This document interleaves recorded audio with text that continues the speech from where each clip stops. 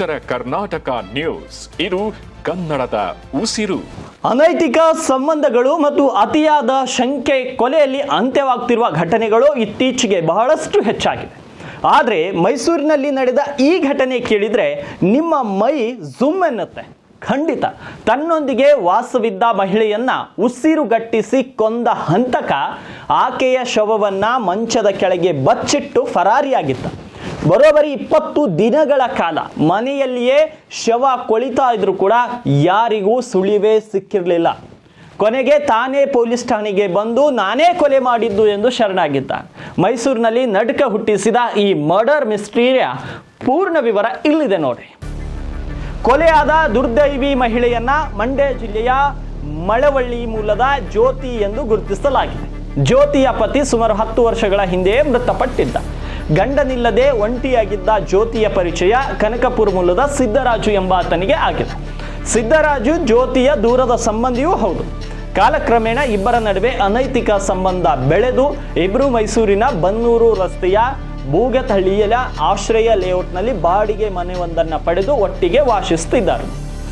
ಆರಂಭದಲ್ಲಿಯೇ ಚೆನ್ನಾಗಿ ಇದ್ದ ಇಬ್ಬರ ಸಂಬಂಧದಲ್ಲಿ ಇತ್ತೀಚೆಗೆ ಬಿರುಕು ಕೂಡ ಮೂಡಿತ್ತು. ಸಿದ್ದರಾಜನನ್ನ ಜ್ಯೋತಿ ನಿರ್ಲಕ್ಷಿಸಲು ಶುರು ಮಾಡಿದ್ಲು ಎನ್ನಲಾಗಿದೆ. ಅಲ್ಲದೆ ಆಗಾಗ ತನ್ನ ಪೋಷಕರ ಮನೆಗೆ ತೆರಳುತ್ತಿದ್ದ ಜ್ಯೋತಿಯ ನಡವಳಿಕೆ ಮೇಲೆ 64 ವರ್ಷದ ಸಿದ್ದರಾಜುನಿಗೆ ಅನುಮಾನ ಹಾಗೂ ಆಕ್ರೋಶ ಹೆಚ್ಚಾಗಿತ್ತು. ಇದೇ ವಿಚಾರವಾಗಿ ಇಬ್ಬರ ನಡುವೆ ಆಗಾಗ ತೀವ್ರ ಜಗಳ ಕೂಡ ನಡೀತಾ ಇತ್ತು. ಜುಲೈ 13ರಂದು ರಾತ್ರಿ ಕೂಡ ಇಬ್ಬರ ನಡುವೆ ತೀವ್ರ ಮಾತಿನ ಚಕಮಕಿ ನಡೆದಿತ್ತು. ಜಗಳ ವಿಕೋಪಕ್ಕೆ ತಿರುಗಿದ್ದಾಗ ಜ್ಯೋತಿ ಮಲಗಿದ ಸಮಯ ನೋಡಿ ರಾಕ್ಷಸನಂತೆ ಎರಗಿದ ಸಿದ್ದರಾಜು ಆಕೆ ಮುಖಕ್ಕೆ ದಿಂಬುವನ್ನು ಒತ್ತಿ ಉಸಿರುಗಟ್ಟಿಸಿ ಕೊಲೆ ಮಾಡಿದ್ದಾನೆ. ಕೊಲೆ ಮಾಡಿದ ಬಳಿಕ ಸಿದ್ದರಾಜು ಜ್ಯೋತಿಯ ಮೃತದೇಹವನ್ನ ಮನೆಯಲ್ಲಿದ್ದ ಹಾಸಿಗೆಯ ಅಂದರೆ ಮಂಚದ ಕೆಳಗೆ ತಳ್ಳಿ ಬಚ್ಚಿಟ್ಟಿದ್ದಾರೆ. ಯಾರಿಗೂ ಅನುಮಾನ ಬಾರದಂತೆ ಹೊರಗಡೆಯಿಂದ ಮನೆಗೆ ಬೀಗ ಹಾಕಿ ಫರಾರಿಯಾಗಿದ್ದ. ಹೀಗೆ ದಿನಗಳು ಉರುಳಿದ್ವು. 1 ದಿನ ಅಲ್ಲ, 2 ದಿನ ಅಲ್ಲ, ಬರೋಬ್ಬರಿ 20 ದಿನಗಳು ಕಳೆದರೂ ಕೂಡ ಕೊಲೆ ವಿಚಾರ ಯಾರಿಗೂ ತಿಳಿಯಲೇ ಇಲ್ಲ. ಆದರೆ ಕೃತ್ಯ ಎಸಗಿದ ಸಿದ್ದರಾಜುನಿಗೆ ಮನಸ್ಸಿನಲ್ಲಿ ಪಾಪ ಪ್ರಜ್ಞೆ ಕಾಡತೊಡಗಿತು. ಅಂತಿಮವಾಗಿ 3 ವಾರಗಳ ಬಳಿಕ ಅಂದರೆ ಆಗಸ್ಟ್ ತಿಂಗಳಲ್ಲಿ ಆತ ನೇರವಾಗಿ ಮೈಸೂರಿನ ಆಲನಹಳ್ಳಿ ಪೊಲೀಸ್ ಠಾಣೆಗೆ ತೆರಳಿ ನಾನೇ ಜ್ಯೋತಿಯನ್ನ ಕೊಂದು ಬಂದಿದ್ದೇನೆ ಎಂದು ತಪ್ಪೊಪ್ಪಿಕೊಂಡಿದ್ದಾನೆ.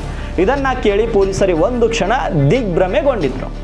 ಹಂತಕ ಸಿದ್ದರಾಜು ಕೊಟ್ಟ ಮಾಹಿತಿ ಆಧಾರದ ಮೇಲೆ ಮೈಸೂರು ದಕ್ಷಿಣ ಠಾಣೆ ಪೊಲೀಸರು ತಕ್ಷಣವೇ ಆಶ್ರಯ ಲೇಔಟ್ನ ಬಾಡಿಗೆ ಮನೆಗೆ ಧಾವಿಸಿದ್ರು. ಮನೆ ಮಾಲೀಕರ ಸಮ್ಮುಖದಲ್ಲಿ ಬೀಗ ಮುರಿದು ಒಳ ಪ್ರವೇಶಿಸಿದ್ದಾಗ ಇಡೀ ಮನೆಯಲ್ಲಿ ತಡೆಯಲಾರದ ದುರ್ವಾಸನೆ ಹರಡಿತ್ತು. ಮಂಚದ ಕೆಳಗೆ ಪರಿಶೀಲಿಸಿದ್ದಾಗ ಜ್ಯೋತಿಯ ಮೃತದೇಹ ಸಂಪೂರ್ಣ ಕೊಳೆತ ಸ್ಥಿತಿಯಲ್ಲಿ ಪತ್ತೆಯಾಗಿದೆ. ಸದ್ಯ ಮನೆ ಮಾಲೀಕರ ದೂರಿನಂತೆ ಸಿದ್ದರಾಜನನ್ನ ಬಂಧಿಸಿರುವ ಪೊಲೀಸರು ಜೈಲಿಗಟ್ಟಿದ್ದಾರೆ. ಸಣ್ಣ ಅನುಮಾನ, ಅನೈತಿಕ ಸಂಬಂಧದ ವ್ಯಾಮೋಹದ ಜೊತೆಗೆ ಒಬ್ಬಳ ಪ್ರಾಣ ತೆಗೆದು ಇನ್ನೊಬ್ಬನನ್ನ ಕಂಬಿ ಎಣಿಸುವಂತೆ ಮಾಡಿದೆ. 20 ದಿನಗಳ ಕಾಲ ರಹಸ್ಯವಾಗಿದ್ದ ಈ ಕೊಲೆ ಪ್ರಕರಣ ಮೈಸೂರಿನ ಜನತೆಯನ್ನೇ ಇದೀಗ ಬೆಚ್ಚಿ ಬೀಳಿಸಿದೆ. ಈ ರೀತಿಯ ಇಂಟ್ರೆಸ್ಟಿಂಗ್ ಕ್ರೈಮ್ ಸ್ಟೋರೀಸ್ಗಳಿಗಾಗಿ ನಮ್ಮ ಪೇಜ್ಗೆ ಫಾಲೋ ಮಾಡೋದನ್ನು ಮರಿಬೇಡಿ.